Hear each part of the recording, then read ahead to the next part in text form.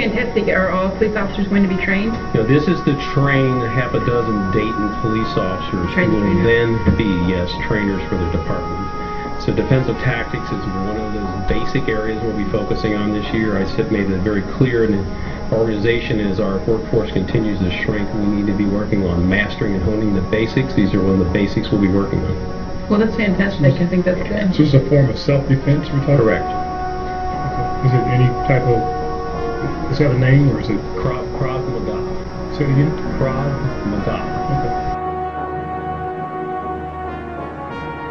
Big successes for the Dayton Police Department tonight as they win a Crime Prevention Special Project Award from the state. The chief told city commissioners about the honors today, but the chief credits hard work by his officers and the continued help of the citizens. That is the only way that public safety is truly achieved and sustained. So these were significant police-citizen partnerships. And the chief has submitted the department's work for an international award as well. Well, tempers flare after the city of Dayton announces it's changing the police hiring process. Apparently, the city plans to throw out the written test scores of the nearly 750 people who passed, instead basing hiring only on an oral interview. Megan O'Rourke is live with reaction. Marsha Michelle, tonight there's a lot of tension here at the Dayton Police Department. FOP leaders are outraged over news that the Civil Service Board plans to throw out the written exam and instead base hiring specifically on an oral exam, and more specifically 5 questions. Unresolved problem segment tonight. There are some police departments around the country that are having trouble recruiting minorities because they can't pass the civil service test. Recently, we saw a big controversy about that in New Haven, Connecticut, where there was a lawsuit. Now, in Dayton, Ohio, Attorney General Holder has ordered lower scores for test qualifications. I mean, real low, around 60% is passing. The test, talk to actual firefighters and police officers, make sure this test is fair to blacks and whites and Hispanics alike. Did it, gave it to people, lowered the scores that would be passing to 66 and 72%. It's got 2 sections. Yep. And still, the Department of Justice now after all that investment. Yes, under Barack Obama has now come back in and said that's still too much of a burden. You have to lower the passing score to 60. From a D to an F. An F is now passing because I say so, Eric Holder. Otherwise, you violated the consent decree. 58 and 63 or something? 58 on the first. It used to, under the revised 58. standards, you could get. So this is what Dayton wanted. They wanted people to get a 66% on one half and a 72% on the other half. And the DOJ has just come in and said 58% on one half, 63% on the other half. All right.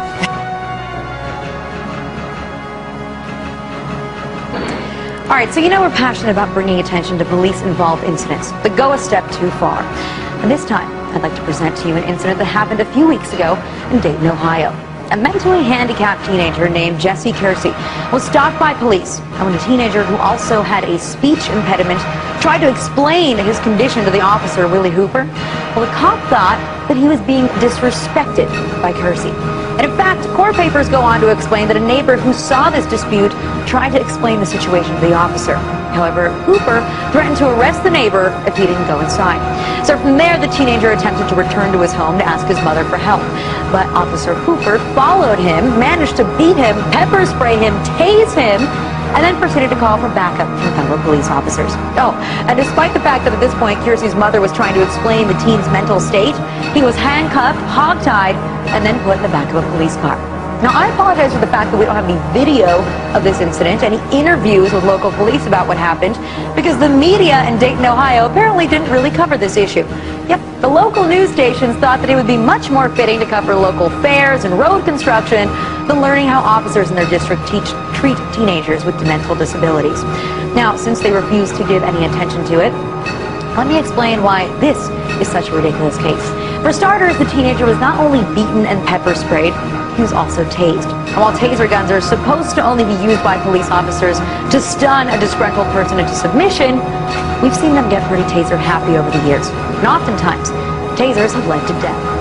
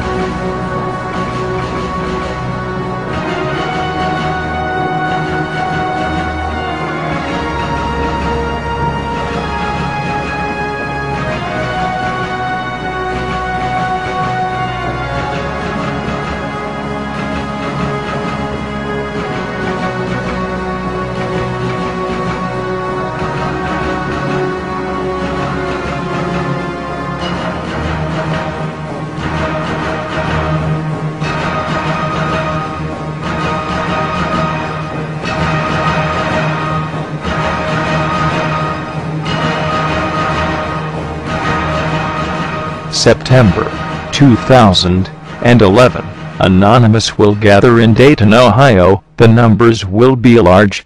The message will be clear. We are Anonymous. We are Legion. We call on all that are in and near Dayton to stand with us, to send a message to the mess that is Dayton Police. You do not deserve awards. You are not protecting the public. We will expose the corrupt within your department. You have created a hoax on the people of Dayton, making them believe that officers are qualified to serve, when in fact, some are not. Your testing of new officers consists of 5 questions before you pin a badge to the shirt and hand them a gun, and yet, you win awards. Time to call your actions into question. To all that gather in September as Anonymous, your cameras are your swords, and your shield. Bring them. This is part 1 of a 2-part message. Expect more, and expect us.